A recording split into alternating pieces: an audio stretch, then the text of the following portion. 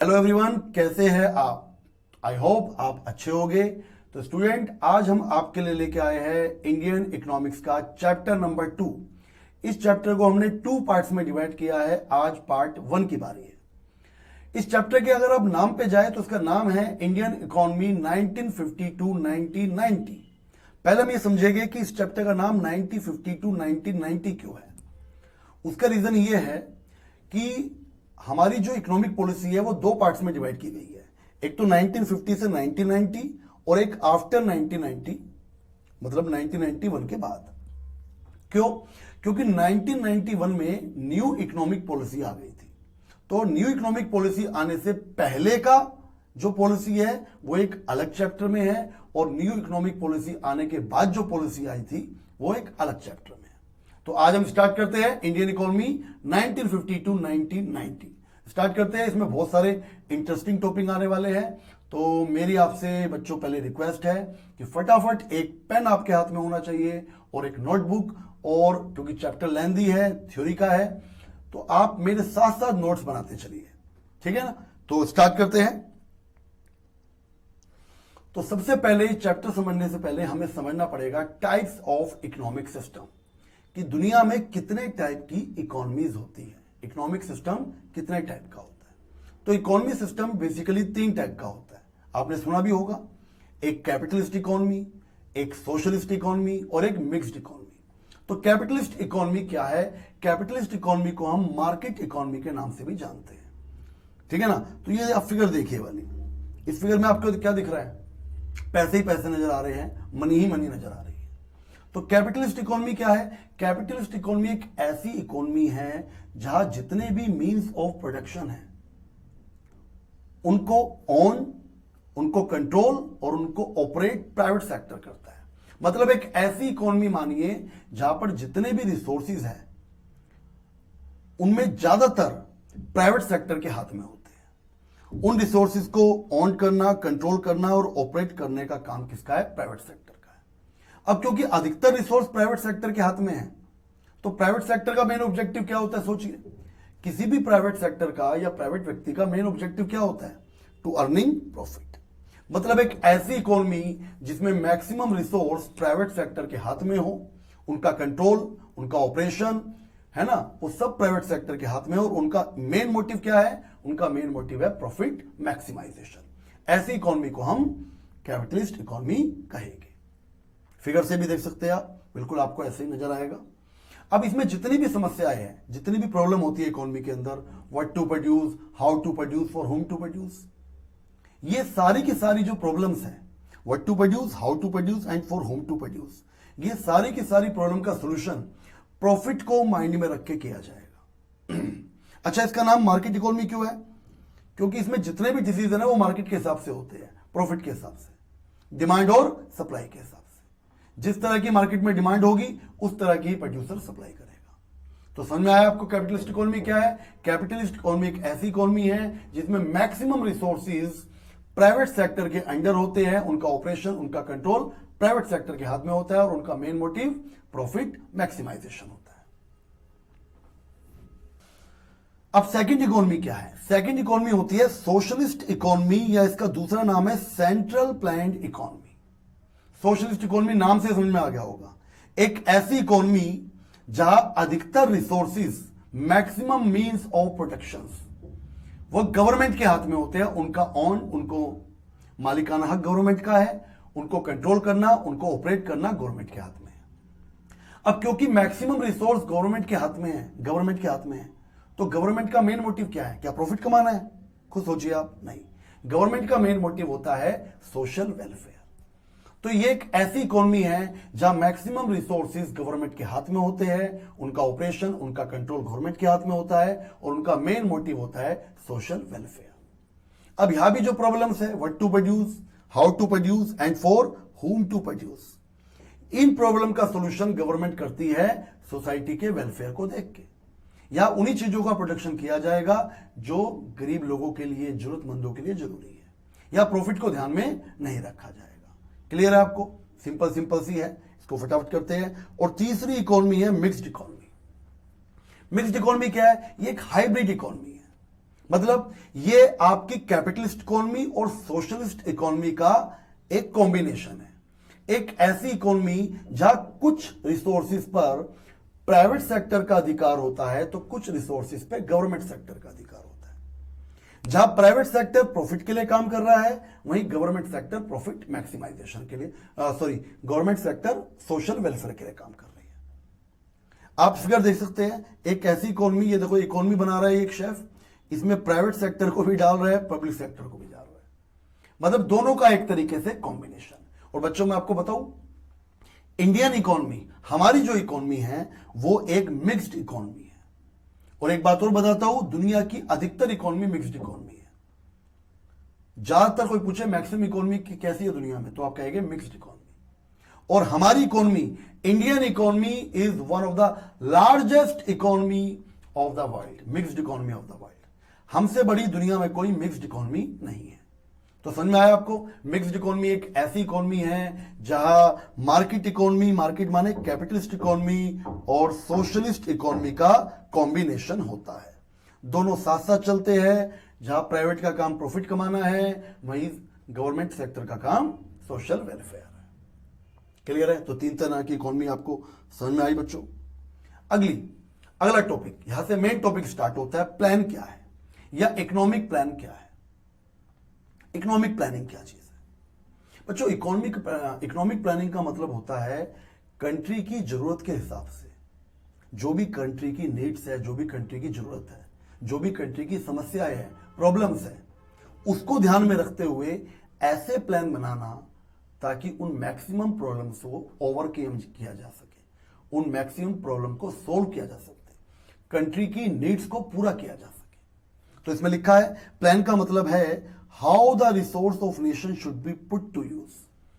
Resources को हम कैसे यूज करें नेशन को, ताकि हम अपनी मैक्सिमम नीड्स को पूरा कर सके। ये है आपकी प्लान। प्लान का मतलब सिंपल है। क्लियर है? तो क्या बोला, दोबारा बोल दूं, प्लानिंग का मतलब होता है, इकोनॉमिक प्लानिंग का मतलब होता है इकोनॉमी की नीड्स के हिसाब से, इकोनॉमी की समस्याओं को देखकर, प्रॉब्लम को देखकर कुछ ऐसी पॉलिसी बनाना जिससे हम उन प्रॉब्लम से ओवरकम हो सके और इकोनॉमी की मैक्सिमम नीड्स को पूरा किया जा सके। क्लियर है बच्चों? ओके। अब आपको मैं बताता हूं, इंडिया के अंदर इस प्लानिंग के लिए इंडियन गवर्नमेंट में 1950 में, याद रखना बड़ा इंपॉर्टेंट है, 1950 में इंडिया की इकोनॉमी में प्लानिंग कमीशन का एस्टेब्लिशमेंट हुआ। क्या हुआ? 1950 में प्लानिंग कमीशन का एस्टेब्लिशमेंट हुआ। किस लिए हुआ? ताकि इकोनॉमिक पॉलिसी बनाई जा सके। क्यों बनाई जा सके?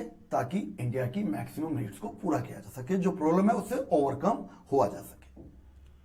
अब ये जो प्लानिंग कमीशन बनी थी, ये किसकी चेयरमैनशिप में बनी थी, ये भी आपको याद रखना है।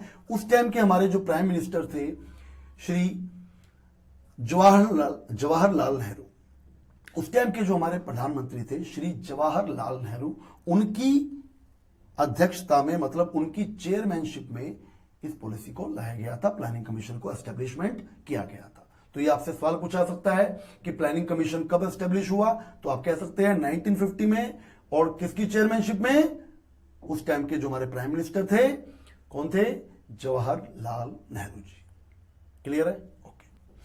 अब जब हमने इकोनॉमिक प्लानिंग की सोच ही ली कि हमें इकोनॉमिक प्लानिंग करनी है, तो हमने क्या किया, हमारे जो आके इकोनॉमिस्ट थे उन्होंने क्या किया, उन्होंने 5 ईयर प्लान का सुझाव दिया कि हमें 5 ईयर प्लान बनाने चाहिए, मतलब 5-5 साल के प्लानिंग करनी है। 5 साल को में एक प्लान बनाना है, फिर उसको पूरा करने की कोशिश करना है, फिर अगले 5 साल बाद एक नया प्लान बनाना है उस टाइम की जरूरत के हिसाब से।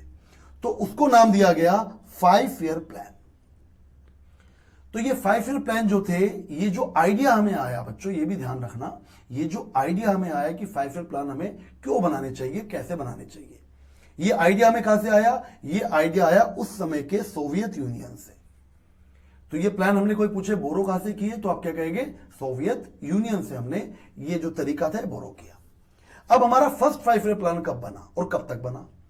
तो प्लानिंग कमीशन तो 1950 में एस्टेब्लिशमेंट हुआ, मगर जो हमारा फर्स्ट 5 ईयर प्लान था वो 1951 में हमने बनाया। और कब तक चला? 1956 तक, मतलब 5 साल तक।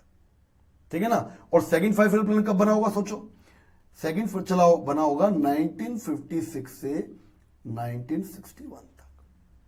क्लियर है। तो फर्स्ट 5 ईयर प्लान हमारा इंपॉर्टेंट है, आपको याद रखना है, उसके बाद का आपको कोई याद नहीं रखना। फर्स्ट 5 ईयर प्लान कब बना, 1951 से लेकर 1956 तक। और जो हमारा लास्ट 5 ईयर प्लान था वो था 12th प्लान, और वो कब स्टार्ट हुआ था, 2012 से। तो 2012 में 2012 में हमने अपना 12th प्लान बनाया था, 5 ईयर प्लान। उसके बाद प्लानिंग बंद हो गई। क्यों बंद हो गई, उसका रीजन क्या है, क्योंकि 2015 में 1 जनवरी 2015 में हमारे यहां पे प्लानिंग कमीशन को खत्म कर दिया गया और उसकी जगह नीति आयोग आ गया। क्लियर है बच्चों, ओके। अब एक बात और ध्यान रखनी है हमको, हमने जो 5 ईयर प्लान बनाए उनको तो हमने 5 ईयर प्लान का नाम दे दिया, मगर यहां पे अगर आप देखें स्क्रीन पर तो एक लिखा है पर्सपेक्टिव प्लान। ये पर्सपेक्टिव प्लान क्या होते हैं, पर्सपेक्टिव प्लान क्या होते हैं, हमें 5-5 साल के प्लान बनाने हैं, और 5-5 साल के प्लान बनाकर हमने एक बहुत लॉन्ग टर्म अपने ऑब्जेक्टिव को पूरा करना है। तो 5-5 साल के मानो हमने 4 प्लान बनाए तो हो गए 20 साल। तो कुछ चीजें ऐसी होती है जो 5 साल में कभी भी पूरी अचीव नहीं कर सकते आप। तो आप क्या करेंगे, 5-5 साल के प्लान बनाएंगे और 20 साल तक, मतलब 4 बार प्लान बनाएंगे और 20 साल तक कोशिश करेंगे कि 20 साल के अंदर ही अंदर हम अपने ऑब्जेक्टिव को पूरा करें। ठीक है ना, 5-5 साल के प्लान बनाकर, बट टाइम कितना लगेगा, 20 साल का। तो जब हम लॉन्ग टर्म प्लान अपने अचीव करने के लिए गोल सेट करते हैं, लॉन्ग टर्म प्लान मतलब जो 20-20 साल में पूरे होते हैं, उसके लिए जो 5 ईयर प्लान हम बनाते हैं कि 5-5 साल के 4 प्लान बनाएंगे और 20 साल में उसको पूरा कर लेंगे, उसको बोलते हैं हम पर्सपेक्टिव प्लान। ठीक है ना, ओके। क्लियर हुआ आपको पर्सपेक्टिव प्लान क्या है। तो बच्चों ये जो आपको एक फिगर नजर आ रही है तो बच्चों आपको ये जो पिक्चर नजर आ रही है, ये है प्रसन्नता चंद्र महालनोबिस जी की, मतलब पीसी महालनोबिस की। ये बड़े इंपॉर्टेंट आपके एग्जाम के लिए है। इनको हम आर्किटेक्ट ऑफ इंडियन प्लानिंग भी कहते हैं। इनको हम आर्किटेक्ट ऑफ इंडियन प्लानिंग क्यों कहते हैं उसको आप समझिए। देखिए इनका जो मेन रोल था ना इंडियन प्लानिंग के अंदर, वो सेकंड 5 ईयर प्लान मतलब 1956 में था, मगर प्लान तो पहले बनने स्टार्ट हो गए थे 1951 में। तो इनको हमने आर्किटेक्ट क्यों कहा, भैया प्लान तो पहले बन गए थे।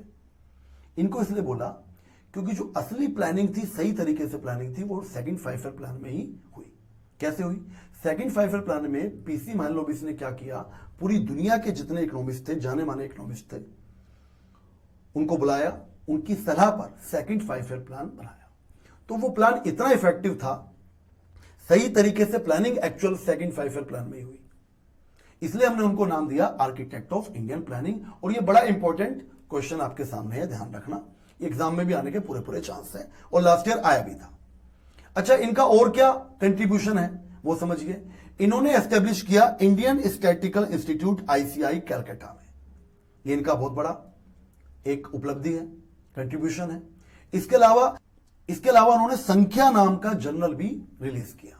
तो इनके 2 कंट्रीब्यूशन हो रहे हैं, एक तो आईएसआई इंडियन स्टैटिस्टिकल इंस्टीट्यूशन का एस्टेब्लिशमेंट, और एक संख्या नाम के जर्नल का को इन्होंने रिलीज किया। ये इनका एक कंट्रीब्यूशन है।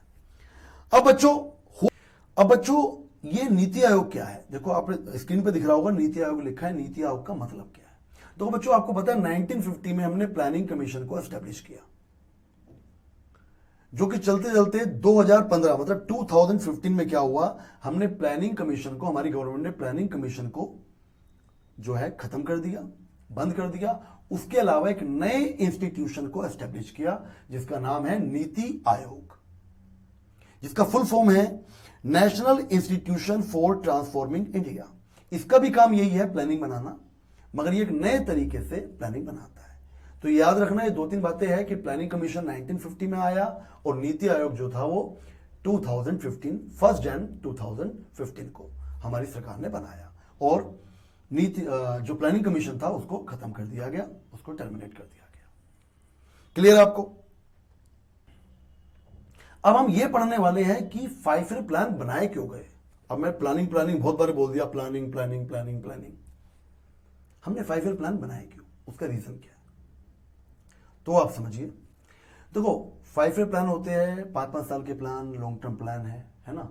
तो उनके जो रीजन होंगे वो भी बड़े इफेक्टिव होंगे, वो भी बड़े जरूरी होंगे। तो पहला रीजन है ग्रोथ करना, जीडीपी ग्रोथ करना।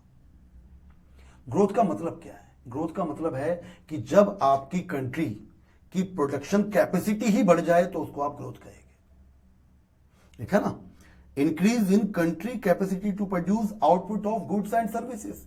अगर आपकी पहले आपके देश में प्रोडक्शन की कैपेसिटी कम थी और अब ज्यादा हो गई, कैसे हो गई? आपने नई नई फैक्ट्रियां लगा दी होगी, कुछ किया होगा आपने, तो आपने इस तरीके से ग्रोथ कर ली है। तो ग्रोथ का मतलब है increase the country's capacity to produce output.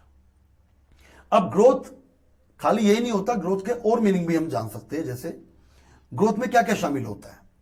A large stock of productive capital. अगर आपके देश में प्रोडक्टिव कैपिटल का स्टॉक बढ़ता जा रहा है, मतलब कैपिटल गुड्स बढ़ती जा रही है, मतलब नई नई मशीन आप इंट्रोड्यूस कर रहे हो, नई नई फैक्ट्री लगा रहे हो, नई नई यूनिट एस्टेब्लिश कर रहे हो, तो इसका मतलब है आप ग्रोथ कर रहे हैं। आगे, और large size of productive supporting services. इसके अलावा यदि आपके देश में जो सपोर्टिंग सर्विसेज है जिस पर बाकी प्रोडक्शन डिपेंड है, जैसे ट्रांसपोर्ट, बैंकिंग, अगर ये भी एक्सपैंड कर रहा है, ये भी ग्रो कर रहा है, तो उसको हम ग्रोथ कहेंगे। इसके अलावा increase in efficiency of productive capital.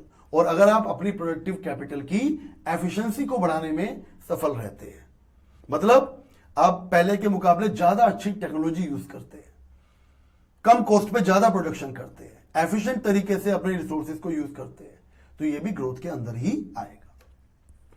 तो ग्रोथ जो है, ग्रोथ का मतलब है आपके देश की कैपेसिटी को बढ़ाना, प्रोडक्शन करने की कैपेसिटी को बढ़ाना।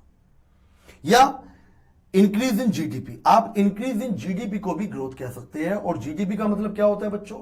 जीडीपी का मतलब होता है ग्रोस डोमेस्टिक प्रोडक्ट। जो भी टोटल आपके देश में गुड्स एंड सर्विसेज का प्रोडक्शन हुआ है वही जीडीपी है। काफी कुछ याद नहीं रखना, क्या है जीडीपी, क्या होगा। जीडीपी का मतलब ग्रोस डोमेस्टिक प्रोडक्ट, मतलब जो टोटल गुड्स एंड सर्विसेज का प्रोडक्शन हुआ है किसी कंट्री में, वो है जीडीपी।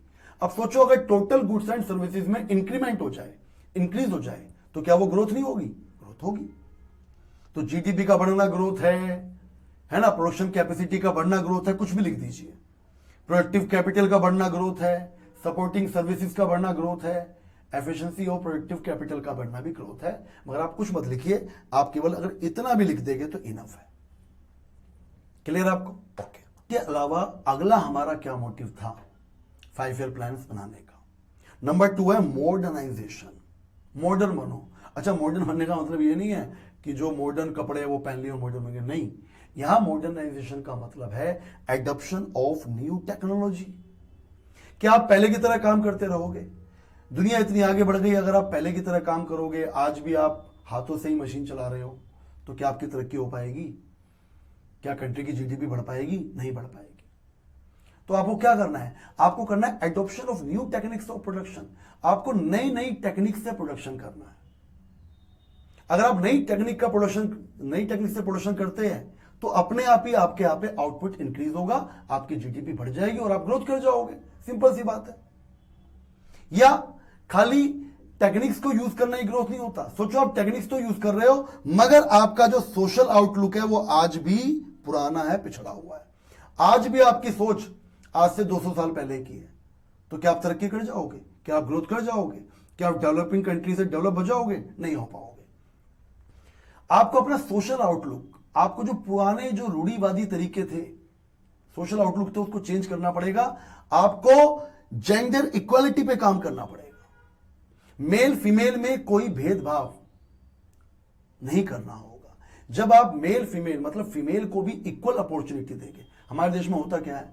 हमारे देश में लड़का लड़की मतलब मेल फीमेल में बहुत बड़ा भेदभाव होता है। उससे क्या होता है? जो फीमेल ऐसी है जिनमें माइंड है, जो एफिशिएंट है, जिनमें कैपेबिलिटी है कुछ करने की, है ना, टैलेंट है, मगर आप उसको यूज नहीं कर रहे, उससे नुकसान किसका है? उससे उस फीमेल का नुकसान तो है ही, उससे कंट्री का नुकसान है।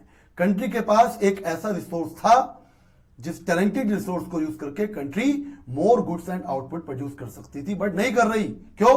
क्योंकि आप जेंडर इक्वालिटी पे काम ही नहीं कर रहे, आप मेल और फीमेल में अंतर कर रहे हैं, उनको आप पूरी अपॉर्चुनिटी नहीं दे रहे। ना पढ़ने की, ना लिखने की, ना और किसी काम धंधे की। तो आपको क्या करना पड़ेगा, अपना सोशल आउटलुक भी चेंज करना पड़ेगा अगर आपको जीडीपी बढ़ानी है, अगर आपको कंट्री का वेलफेयर करना है। तो मॉडर्नाइजेशन में 2 चीज आ गई बच्चों।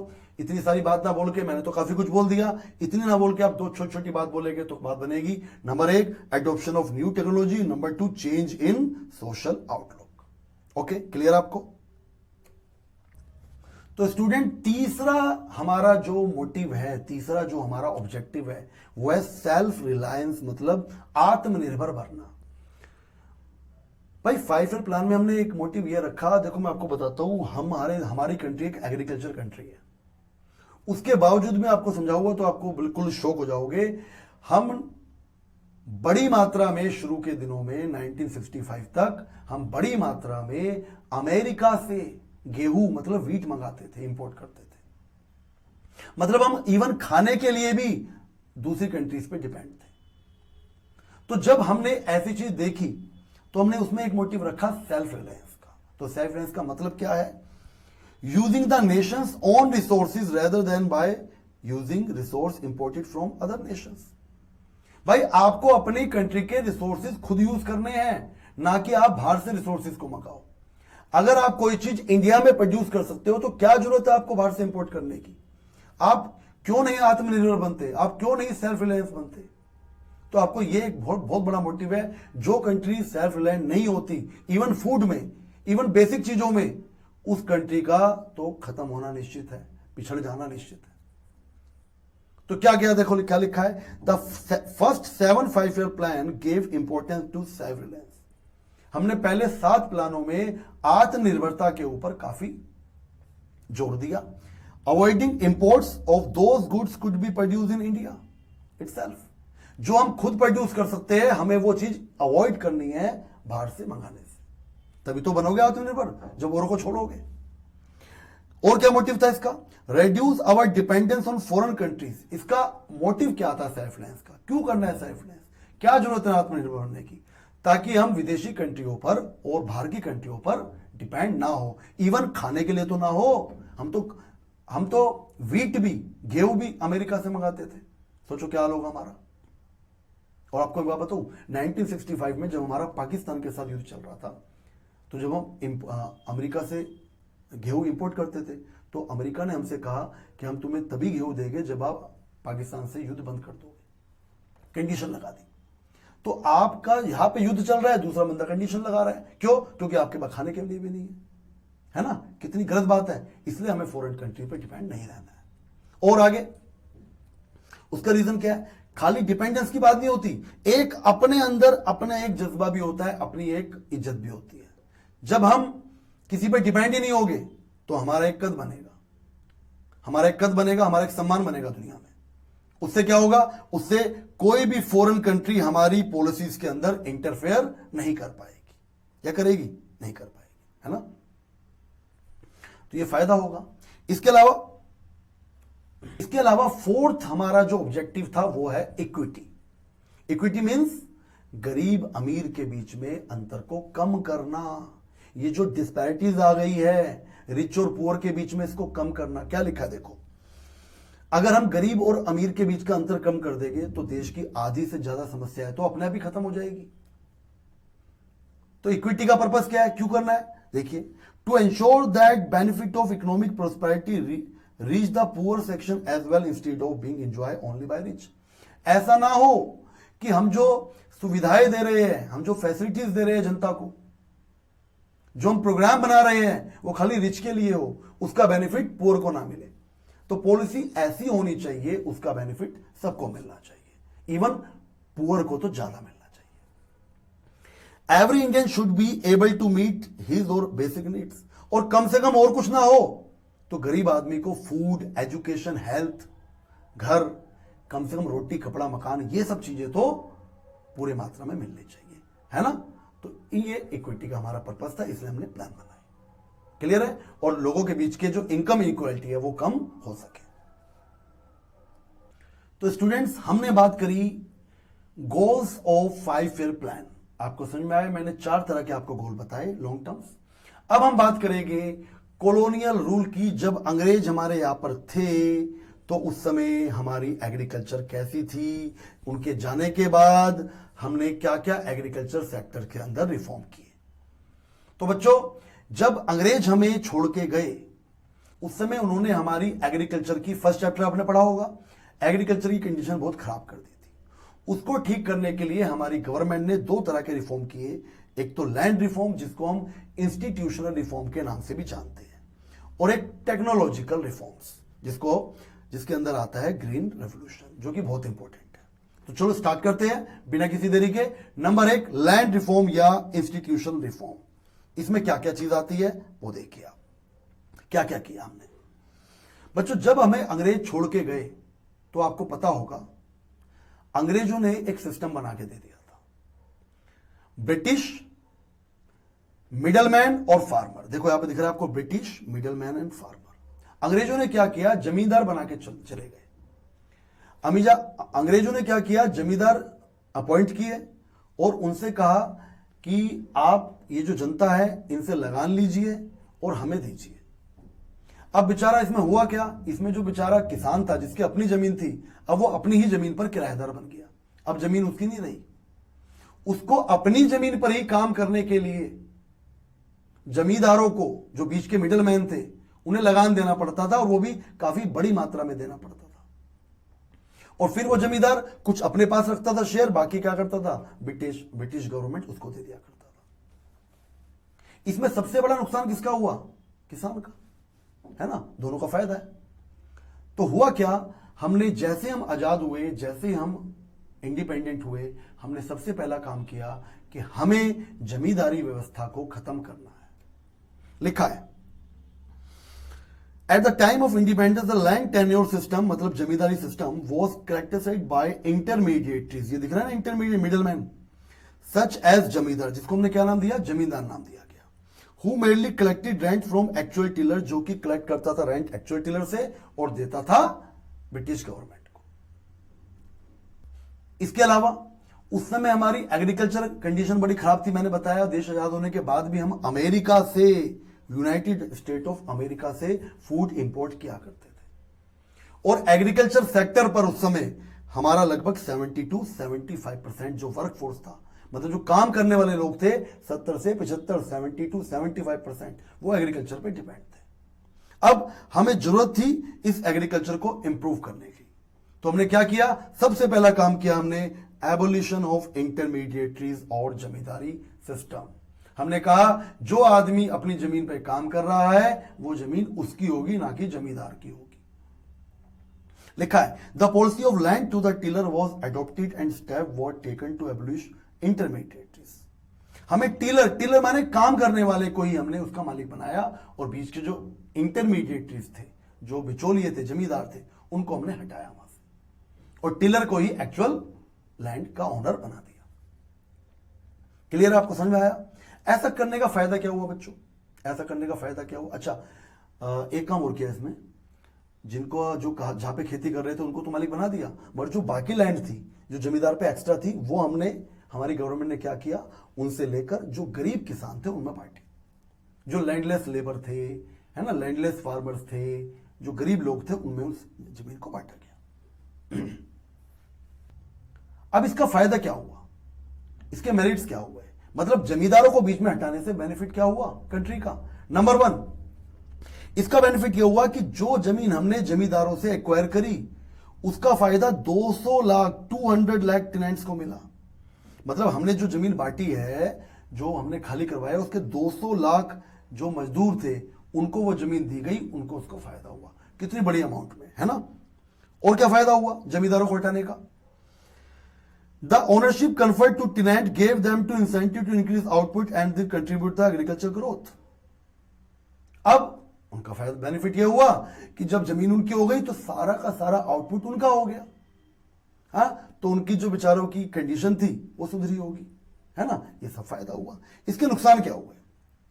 नुकसान तो कुछ नहीं है, कुछ कमियां रह गई थी। देखो, जमींदारों को हटाना तो फायदेमंद ही फायदेमंद है। आप इसकी जगह, डीमेरिट्स की जगह वर्ड यूज कर सकते हैं लिमिटेशंस, है ना? कमियां क्या रह गई हमारी उसमें? क्या लिखा है देखो, some area of former zamindar continue to own large area land by making use of some loopholes of legislation. अब देखो, जमींदार भी कम नहीं थे, उनके पास भी पैसा था, उनके पास भी दिमाग था। उन्होंने क्या किया, जो कानून में कमियां थी उसका फायदा उठा लिया, और अभी भी उन्होंने लंबे बड़े बड़े लैंड अपने पास ही रख लिए। आप कहोगे सर कैसे?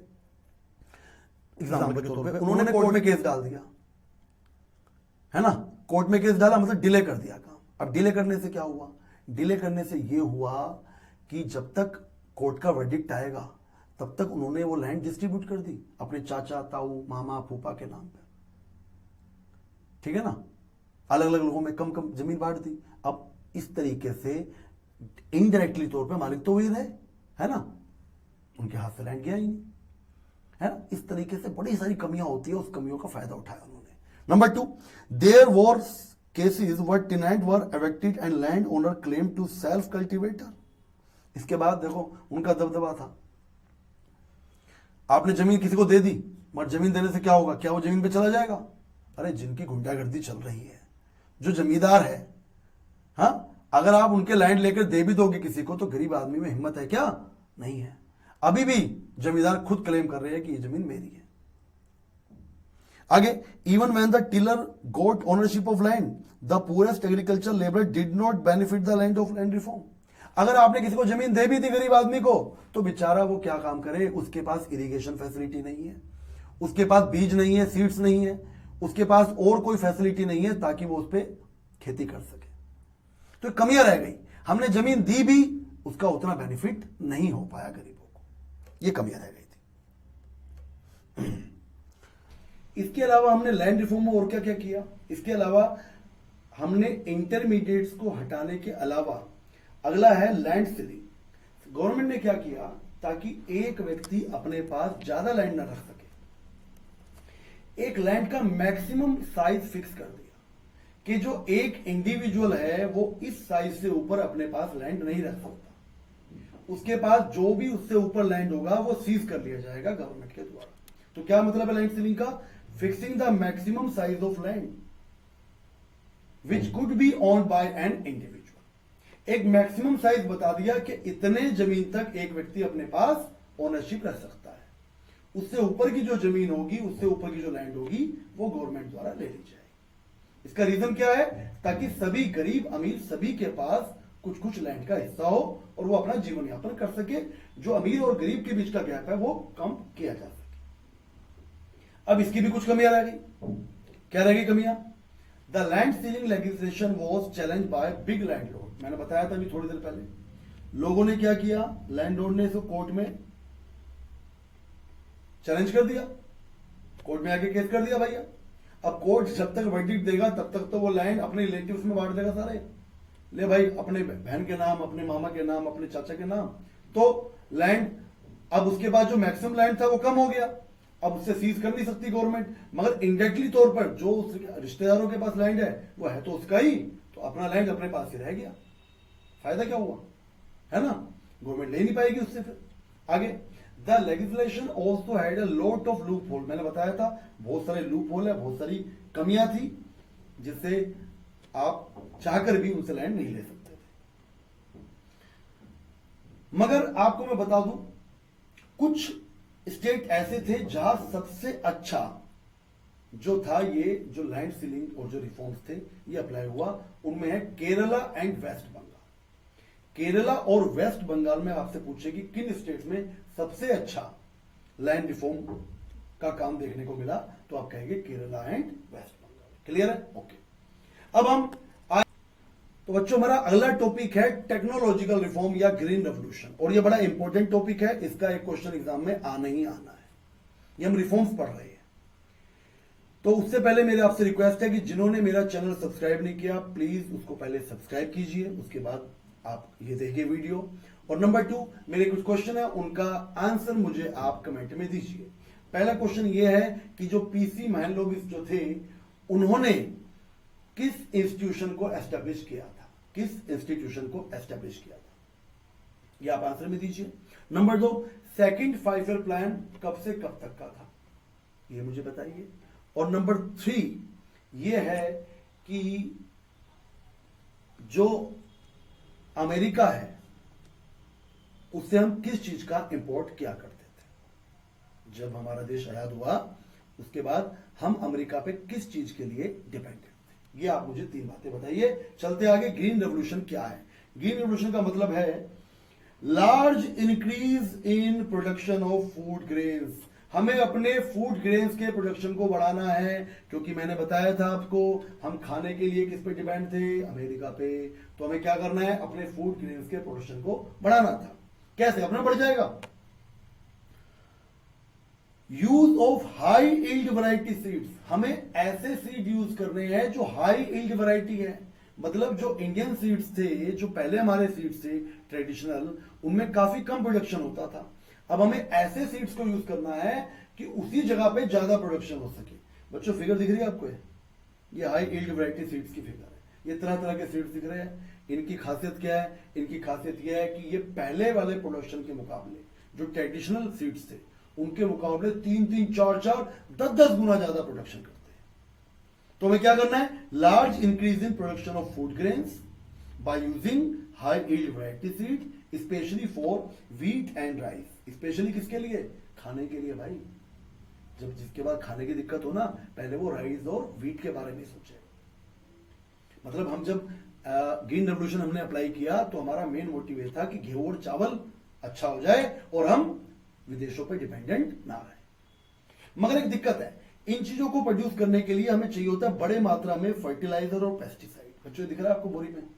ये फर्टिलाइजर है और ये आदमी दिख रहा है छिड़कता हुआ, ये है पेस्टिसाइड्स। फर्टिलाइजर क्या करता है? फूड क्रॉप्स को बढ़ाता है, ठीक है ना? बढ़ाता है, ओके, ज्यादा प्रोडक्शन करवाता है। और पेस्टिसाइड्स क्या करते हैं? जो पेस्ट होते हैं, जो कीड़े मकोड़े, चूहे हुए, वो चीजें होती है ना, उनको खत्म करने का काम करता है। तो हमें करना क्या है? दोबारा पढ़ दूं। Large increase in production of food grains. हमें अपने फूड ग्रेन्स के प्रोडक्शन को बढ़ाना था। क्या यूज करके? Using high yield variety seeds. High yield variety seed use करके, वो भी स्पेशली किसके लिए? Wheat and rice. और किसके द्वारा? फर्टिलाइजर का यूज करके और पेस्टिसाइड का यूज करके। And regular supply of water, ये मैंने पानी के बारे में दिखाया। मतलब अगर हम पेस्टिसाइड का अच्छा यूज करें, फर्टिलाइजर का अच्छा यूज करें और पूरी तरीके से अच्छा पानी दे और साथ में HYV seeds, high yield variety seeds use करें, तो अपने आप ही हमारी जो फूड ग्रेन्स का प्रोडक्शन है वो इंक्रीज हो जाएगा। और यही करना हमारा मोटिव था और यही है ग्रीन रेवोल्यूशन का मतलब। मगर फार्मर्स इसका फायदा कब उठा सकते हैं? HYV सीड्स का फायदा, बेनिफिट आदमी तभी उठा सकता है, वही फार्मर उठा सकते हैं जिनके पास अच्छे फर्टिलाइजर हो, अच्छे पेस्टिसाइड हो और अच्छी इरिगेशन फैसिलिटी हो। मतलब कुल मिलाकर इसका जो शुरू में फायदा उठाया वो अमीर किसानों ने उठाया। जो गरीब के पास तो खरीदने के लिए ना फर्टिलाइजर होगा, ना पेस्टिसाइड होगा, ना इरिगेशन फैसिलिटी होगी। मगर अगर जिन पे थी उन्होंने उसका अच्छा फायदा उठाया होगा। Reason for adoption of green revolution. हम ग्रीन रेवोल्यूशन लाए क्यों? मैंने आपको बताया था, जब हम आजाद हुए तो 75% पॉपुलेशन हमारी एग्रीकल्चर पे डिपेंड थी और एग्रीकल्चर की प्रोडक्टिविटी कम थी। भैया हमारा मेन ऑक्यूपेशन क्या है? एग्रीकल्चर। 75% लोग कहां पर है? एग्रीकल्चर पर। उसके बाद भी हमारे पास खाने के लिए फूड नहीं था। काफी लो प्रोडक्टिविटी थी एग्रीकल्चर सेक्टर के अंदर, जबकि अधिकतर लोग कहां पर है? एग्रीकल्चर में। कारण क्या है? हमारी टेक्नोलॉजी खराब थी, हम गलत तरीके से, इंफ्रास्ट्रक्चर के नाम पे कुछ नहीं था, मंडियां हमारे पास नहीं थी, मंडियां मार्केट्स ना, हमारे पास ट्रांसपोर्ट था, है ना, कुछ भी नहीं था। तो फार्मर अगर बना भी ले तो बेचेगा कहां पे? इरिगेशन हम पे नहीं थी, पावर हम पे नहीं थी, तो फसल उगी कैसे? जब पानी नहीं दोगे ट्यूबवेल से किसी उससे, तो भैया बारिश का तो पता नहीं कब आएगी, तो देना पड़ेगा तो अपने रिसोर्स से। अपने रिसोर्स के लिए चाहिए आपको पावर हमारे पास है नहीं, तो इतनी लो प्रोडक्टिविटी थी, सब कुछ खराब था। हम लोग किस पे डिपेंड थे? मॉनसून पर। बारिश आएगी तो पानी मिलेगा, अदरवाइज मिलेगा नहीं। भैया इतनी सारी कमियां थी, हम प्रोडक्शन नहीं कर पा रहे थे, हम फेल थे उसमें। तो हमें ऐसा लगा कि अब हमें क्या करना पड़ेगा? कुछ ऐसा रिवोल्यूशन लाना पड़ेगा जिससे हमारा फूड प्रोडक्शन इंक्रीज हो सके। तो हम ग्रीन रेवोल्यूशन लेके आए। रीजन समझ गए आप क्यों लेके आए ग्रीन रेवोल्यूशन? अब ग्रीन रेवोल्यूशन जब हम लेके आए तो उसको हमने 2 फेजों में बांट दिया। पहला फेज फर्स्ट, जो मिड 1960 से मिड 1970 तक चला। फेज सेकंड मिड 1970 से मिड 1980 तक चला, दो फेज में बांटा। पहले फेज में क्या किया, पहले फेज में हमने अपने जो HYV सीड्स थे वो पूरी इंडिया में नहीं अप्लाई किए, बल्कि HYV सीड्स को हमने कुछ अच्छे स्टेट में जहां पानी की दिक्कत नहीं थी, इरिगेशन की, जहां किसानों के पास फाइनेंशियल रिसोर्स थे, मतलब पैसे थे, अच्छी मनी थी, अमीर किसान थे, ताकि वो फर्टिलाइजर खरीद सके, हर चीज खरीद सके और आराम से उसको अप्लाई कर सके। तो हमने फर्स्ट फेज जो कि 1960 से 1970 के बीच में था, उसमें ग्रीन रेवोल्यूशन के जो HYV सीड्स थे, उनको जो अमीर स्टेट थे जैसे पंजाब और तमिलनाडु के अंदर, उसको हमने इंप्लीमेंट किया और देखा, क्या देखा यार, इसका तो बड़ा अच्छा बेनिफिट हुआ। फिर सेकंड फेज में क्या किया हमने, जो मिड 1970 से मिड 1980 के बीच में था, फिर हमने HYV टेक्नोलॉजी को पूरी इंडिया के बाकी स्टेटों में भी अप्लाई कर दिया और बाकी वैरायटी ऑफ क्रॉप्स में भी कर दिया। पहला हमारा मेन फोकस था राइस और व्हीट पर, फिर हमने बाकी अदर क्रॉप्स पर भी HYV सीड्स को अदर स्टेट में भी अप्लाई किया। तो कोई आपसे पूछे कितने फेज है, तो आप बता सकते हैं इसके 2 फेज, ठीक है। अब merits of green revolution, green revolution को फायदा भी हुआ ना, फायदा हुआ। नंबर 1 सबसे बड़ा फायदा, हम औरों पे डिपेंड नहीं रहे, अब हम अमेरिका पे डिपेंड नहीं है, अब हम सेल्फ सफिशिएंट थे फूड में। और आज तो ये बात है, आज तो हम इतना फूड ग्रो कर देते हैं कि फूड खाने के बाद भी 140 करोड़ लोग फूड खाने के बाद भी उसका हम बफर स्टॉक करते हैं। कोरोना में मिला था ना फ्री का, कोरोना में क्या हुआ था, आपको फ्री का राशन मिला था पूरी दुनिया को, पूरे भारत को, कहां से आया था, बफर स्टॉक से। इसके बावजूद भी हम खाने के बाद, बफर स्टॉक के बाद एक्सपोर्ट भी कर डालते हैं। ये फायदा हुआ ना ग्रीन रेवोल्यूशन का। और इसका फायदा यह हुआ कि राइस और व्हीट का प्रोडक्शन बड़े पैमाने पे हुआ हमारे देश के अंदर, इतने बड़े पैमाने पे हुआ कि किसानों की हालत सुधरी।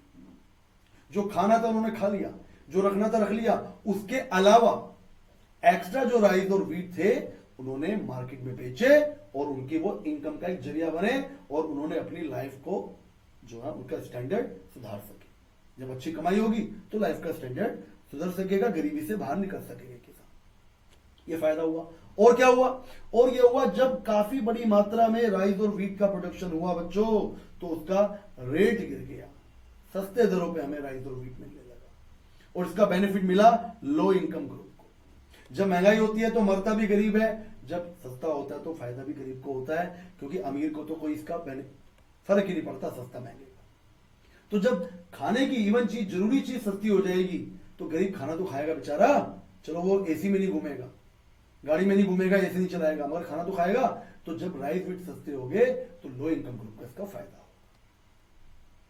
और ये सस्ते क्यों हो गए, ज्यादा प्रोडक्शन से। क्लियर है, ये हमें इसकी देखने को मिली। और अगले पॉइंट में लिखा है हमने इसका बफर स्टॉक किया और जो खाने की शॉर्टेज हुआ करती थी हमारे यहां पे, उससे हम बाहर निकल सके, ठीक है ना, उससे बाहर निकल सके। अब ग्रीन रेवोल्यूशन में कुछ रिस्क भी थे, कुछ डीमेरिट्स भी रह गई हमारी उसकी। क्या रह गई, देखिए जरा। नंबर 1, हमने ग्रीन रेवोल्यूशन अप्लाई तो करा मगर उसमें एक गड़बड़ हो गई। क्या गड़बड़ हुई कि ग्रीन रेवोल्यूशन को वही एडॉप्ट कर सकता है जिसके पास पैसा हो, जो एफ्लुएंट फार्मर हो, जो अमीर फार्मर हो। क्योंकि पेस्टिसाइड चाहिए, फर्टिलाइजर चाहिए, इरिगेशन फैसिलिटी चाहिए, सब चीज चाहिए। गरीब किसान उसको कैसे अप्लाई करेगा, सोचो अपने आप। जो गरीब आदमी है वो कहेगा भाई खेत तो है, मैं फर्टिलाइजर कहां से लाऊं, भाजी मैं ट्यूबवेल कैसे लगाऊं, इतना महंगा है, मैं ऐसे कैसे करूं। तो लिखा है इसने डिस्पैरिटीज बढ़ा दी गरीब और अमीर फार्मर्स के बीच में। अमीर और अमीर बन गए, गरीबों को कोई भला हुआ नहीं, क्योंकि वो बेचारे उसे यूज ही नहीं कर पाए, क्योंकि इतने महंगे इनपुट्स वो कहां से लाते, खुद सोचो। नंबर 2, HYV क्रॉप्स के एक घाटा भी है कि HYV क्रॉप्स को बहुत केयर की जरूरत पड़ती है।